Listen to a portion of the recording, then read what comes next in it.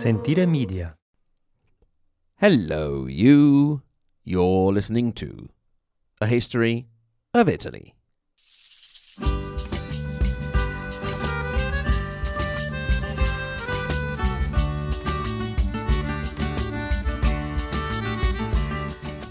Episode 179, The Italian Wars, Part 9, The Fall of Naples and France versus Spain. Lasci colli nelle valli, tra due salici piangenti, io ritrovo la speranza di un amore che ormai fu. We last left off with things looking rather bleak for Naples, with not one but two kings of powerful nations bearing down. The French and Spanish had made a secret pact to split up the kingdom of Naples. The French king Louis XII would take the top part, Campania and Abruzzo, and be king, while the Spanish king Ferdinand II would take the toe and the heel of Italy and the title of duke. The fact that the Spanish Aragonese were on board meant that the Neapolitan Aragonese had lost one of their traditional allies. The Pope was also in, as well as Venice, and with Florence busy doing their own things, the Kingdom of Naples had no friends at all. They were really on a losing streak as far as kings went. If you consider Charles VIII of France, who could have been Charles IV of Naples, the current king Federico was the fifth king in less than 3 years. He was particularly put out that the Spanish Aragonese cousins were now those who had it in for him. One of the official excuses for this new attack on Naples, apart from the ancestral claims of the two kings just wanting their stuff back, was that the League was against the Turks in support of the Pope. Indeed, Federico had been accused of being in cahoots with the Sultan. It seems that he might even have tried to get everyone to believe this in the hopes that it could stave off the attack, even, by some reports, dressing up some fake Turkish ambassadors to parade around Naples. Whatever the case may have been, the attack came. This time there was no marching all the way down through the Alps business. The French were already in Milan, and the Spanish still had their general Gonzalo De Cordoba down in Sicily from when he had been helping the Neapolitans against the French after the invasion of Charles VIII. King Federico of Naples did what he could. Most of the barons of the realm understood which way the wind was blowing and were not willing to support a doomed cause. He managed to muster a spattering of an army which was concentrated at the city of Capua, and it was there that Cesare Borgia led his part of the allied army, his heart not really 100% into it, since he would have rather gone back to extending and consolidating his new duchy.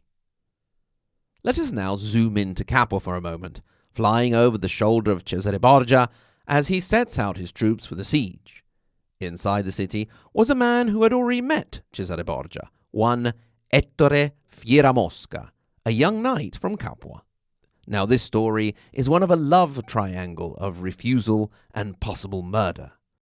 So let's first get out of the way the fact that this guy had a mildly funny name, Hector Proudfly. Fly as in the insect and not the verb. He would not too far down the line be involved in an event that would resound through the centuries, to the Italian unification as a great source of pride for the budding Italian nation, the challenge of Barletta, la disfida di Barletta. That is not a story for now. Now we have a love triangle. In Rome, Ettore was deeply in love with a woman named Ginevra da Monreale. The two had known each other since they were children, their fathers having been friends, so it was a question of puppy love. The love grew, but was never declared. Then one day in Rome entered Cesare Borgia, who was immediately attracted to the beautiful young Ginevra. He wasted no time on romantic knightly love from a distance, but made his feelings very clear. Ginevra was not interested. Her heart was for Ettore. At this point, the story would have it that Cesare, enraged and humiliated by the refusal, had the girl poisoned. We will delve deeper into the story of Ettore Fieramosca and his beloved Ginevra as his time in the limelight is coming soon. Now is not his moment. French bombardment of the outer bastions began, with Neapolitan artillery firing back. The defences of the city were commanded by one of the few to flock to King Federico's banner, Fabrizio Colonna. After 4 days, the outer walls fell. The defenders were all killed, and bombardment of the inner walls started. Negotiations for surrender began. They were still ongoing when on the 24th of July, 1501, a breach was made in the inner walls and the French troops managed to enter, commencing a brutal sack that left hundreds, if not thousands, dead. The sack was meant to be a stark warning to the people of Naples. If they resisted, they would be next. It worked. When the French showed up outside the walls of Naples on the 25th of July, Federico made terms. He first made for the island of Ischia. He would then end up living comfortably in France on a pension until his death in 1504. The French entered Naples on the 2nd of August, and 2 months later, Louis XII's representatives, the Viceroy Louis d'Armagnac, Duke of Nemours, entered as well. Meanwhile, the Spanish were not moving so rapidly. Gonzalo de Cordoba left Sicily for Calabria on the 5th of July 1501, with the French already starting to move suspiciously close to lands that the Spanish considered theirs. De Cordoba had orders not to engage the French for now, so, at least temporarily, the peace held. Instead, he laid siege to the city of Taranto, which you can find more or less on the instep between the toe and the heel of the Italian boot. The resistance there was perhaps bolstered by the presence of the heir to the throne of Naples, Federico's son, confusingly another Ferdinand. You don't need to worry about remembering him, though. He was captured, and despite promises he would be set free, spent the rest of his days in comfortable captivity in Spain. Cesare Borgia, having done his part, was thanked for his service and asked to leave, something he did quite happily as he had business to attend to. The independent Kingdom of Naples was no more. With the French once again in control of, this time, a part of the Kingdom of Naples, they set out handing out lands to French nobles who had participated in and supported the invasion. These French nobles then very quickly turned around and sold back the lands to the original Neapolitan owners. They had no interest in trying to manage land so far away from France. What's more, sitting side by side with lands belonging to the Spanish in a balanced situation that could tip, and would soon do so, at any moment. The new management in town got off to a very rickety start. Bands of unpaid roving soldiers raiding the local population, who at time would rebel. Even the barons were none too pleased, many of them having to deal with 2 new overlords having lands both in the Spanish and French areas. The condottieri Fabrizio and Prospero Colonna, who had supported the Neapolitan king, joined Gonzalo de Cordoba now in Taranto, and the governor of the important island of Ischia refused to hand it over to the French. There were areas of the kingdom, Basilicata and Capitania, that had not been even mentioned in the secret agreement of Granada, and now both sides claimed them. Then there was the question of sheep and other migratory cattle, whose movement from one area to another generated an important revenue stream in customs taxes. The idea had been to split this income 50-50, but now who was going to collect it, with the possibility of pocketing more than their fair share? The situation was bound to get out of hand, and of course it did. Just as Queen Isabella and King Ferdinand of Spain were writing instructions to Gonzalo de Cordoba to try and avoid outright fighting, skirmishes broke out into open fighting. De Cordoba knew that the French outnumbered him on land, so he withdrew to Barletta along the coast of Puglia, giving him access to the sea where he believed the Spanish would have an advantage. It is in the period in which de Cordoba was playing the waiting game that the important historical event of the Challenge of Barletta occurred, but we'll be doing a specific episode on that, so look out for it. After the French won another victory at the Second Battle of Seminara against a Spanish relief force, the first Battle of Seminara having been fought at the time of Charles VIII's descent, the advantage in the summer of 1502 started to shift towards the French. Gonzalo ventured out into Abruzzo, managing to get his hands on some cash from the cattle customs, and the Spanish fleet, as he had expected, managed to score a naval victory near Brindisi. Then reinforcements came to the Spanish, landing in Calabria, allowing them to win the Third Battle of Seminara on the 21st of April, 1503. 1 week later, on the 28th of April, Gonzalo de Cordoba reached the town by the name of Cerignola in Puglia, where he set up defensive positions awaiting the arrival of the French army. This preparation included digging a very large trench and using the earth from the trench to create an embankment. The ditch would have been protected by the German Landsknecht pikemen that Gonzalo had badly needed to counter the Swiss pikemen fighting for the French. They would be making it difficult for the cavalry and even the Swiss pikemen to cross over, while the harquebusiers, the riflemen if you will, could fire upon the advancing French from the embankment. The French played right into the plan, their cavalry charge not managing to cross the ditch and getting mowed down in what was quickly becoming the modern method of warfare. Unfortunately, it would take humans over 4 centuries to figure out that marching an army towards guns and artillery in an open field was not a good idea. When the Spanish cavalry swung in from the side to attack the French on multiple fronts, that was all she wrote. Thanks to the bravery of some French troops who covered the army's retreat and the Spanish getting distracted by looting, the defeat did not turn into a rout.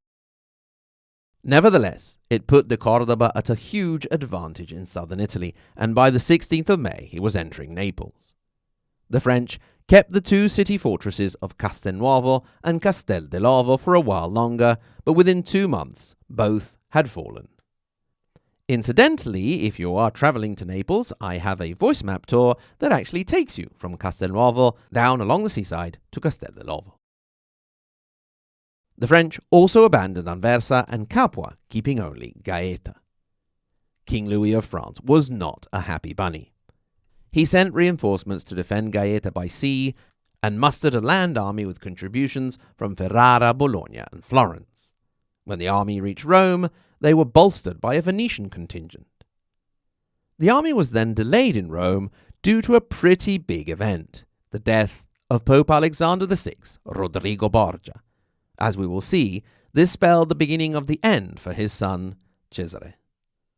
The army was put in command of Francesco Gonzaga, Marquis of Mantua, and headed south. Gonzalo de Cordoba prepared to meet the allied army and pulled his troops back beyond the natural defense of the Garigliano River near Gaeta. Upon his arrival, Gonzaga wasted no time and had a pontoon bridge built. His army managed to cross over and get a foothold on the other side, but it was hemmed in by the Spanish and no more troops could cross. A stalemate ensued, during which Francesco Gonzaga, pleading sickness, went home. It was more likely that he had not managed to win the respect of his French captains, also due to the fact that he did not speak any French. He was substituted by the Marquis of Saluzzo from the Piedmont area, who instead did speak the language. Rain started to pour down, making both camps a miserable collection of tents and huts wallowing in the mud. As time dragged on, it was finally the Spanish turn to receive reinforcements, also from Rome, was a certain Bartolomeo da Viano, and it was he who convinced Gonzalo to build his own pontoon bridge further up the river. On the 28th of December 1503, the Spanish crossed the river and took the French completely by surprise.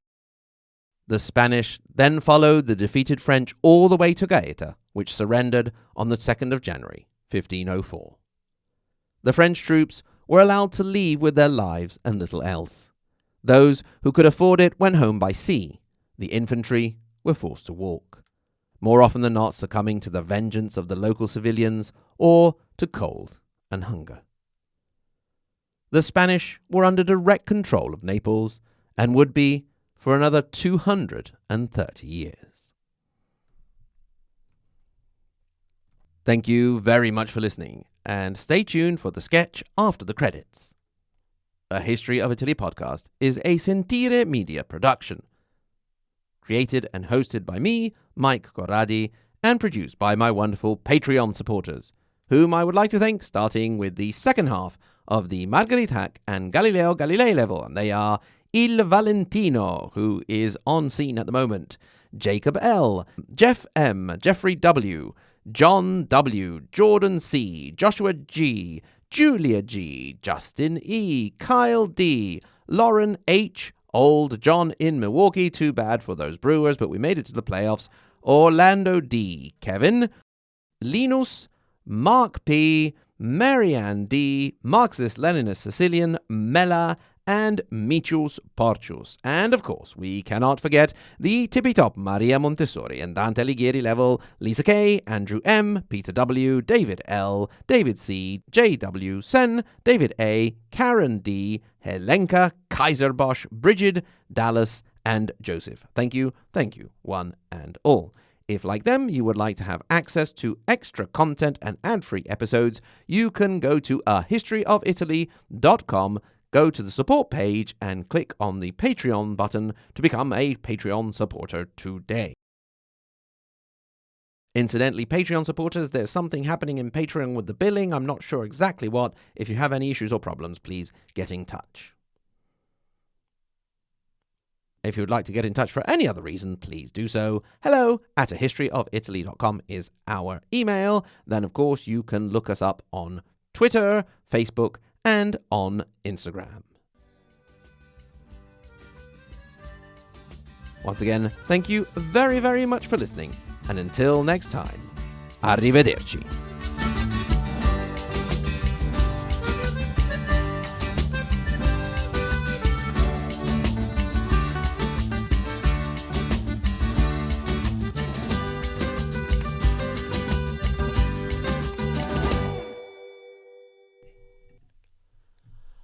Alright, so we need to agree on how to divide the kingdom of Naples. Shh! This is supposed to be a secret meeting. Oh yeah? But then who is the guy in the corner taking notes? Oh, that is Sebastian, the secret spiller. Ah, Sebastian the secret spiller? Yes, that's what I said. Ah, and he got his name? It's quite funny, really. He couldn't keep a secret if his life depended on it. If you want the whole Western world to know something, just tell Sebastian it's a secret. Ah, so you thought it would be wise to invite him to a secret meeting? Yes. Ah, well, that's fine then. Yes, let's get to it. Okay, so this is our map of the kingdom as it is. Ooh, pretty. Ah, thank you. Now, we get these two top beats, and you get these bottom beats. Okay, fine. They look like they have nice beaches. Ah, indeed they do. Charming in the spring, I might add. Then there are these bits we have not decided yet. Just leave it for later. What? Just leave it for later. I'm sure we'll come to an amicable solution when we get there. It's just that it seems a bit risky, you know? Also, why do you keep crossing your fingers? Rheumatism. Ah, and crossing your fingers helps with that, does it? That's what my doctor says. Your doctor? Yes, great man, Quacko de Loco. Crossing your fingers and drinking mouse urine twice a week. Yes. Well, let's move on. Yes, let's. We need to discuss the customs taxes collected on migratory animals. Okay, I suggest we get the income from sheep and goats, and you from tortoises and coconuts. Tortoises? Is there a lot of tortoise herding going on in southern Italy then? Oh yes, very lucrative. And they migrate in the winter? Yeah, well, it takes a while. And the coconuts? Are you suggesting coconuts migrate? Not at all. They could be carried. Never mind that debate. Let's just say that you get the sheep and we get the goats. Are you sure? I would want the goats. Why not? Goats are really stingy about money. I was once hunted down by a goat I had a gambling debt with. Ah, really now? I'll run the risk. Okay, what about animals we're not sure of? Like really woolly sheep that could be confused with other animals. Such as? Polar bears. What? Does such an animal exist? It could. Well, what do you suggest? Well, We'll consider all possibly migratory animals including, but not limited to sheep, goats, sheep resembling bears, and bears resembling sheep, tortoises and other land reptiles, coconuts and other migratory fruit and vegetables, and just split the customer income from all of them halfway, so 70 for us and 30 for you. That is not half. What? 70-30 is not half. It should be 50-50, yeah? Are you sure? Quite. You're not trying to cheat with your old French maths now, are you? I assure you, no. It's just that you guys seem to have run out of words after getting to 50. Anyway, have it your way. We'll split all migratory revenues 50-50. Rheumatism again? What? You are crossing your fingers again. Ah, yes. Yes, acting up a bit. You wouldn't have a secret plan to counter our secret agreement now, would you? A plan? No, even better. I have concepts of a plan. This is not going to end well.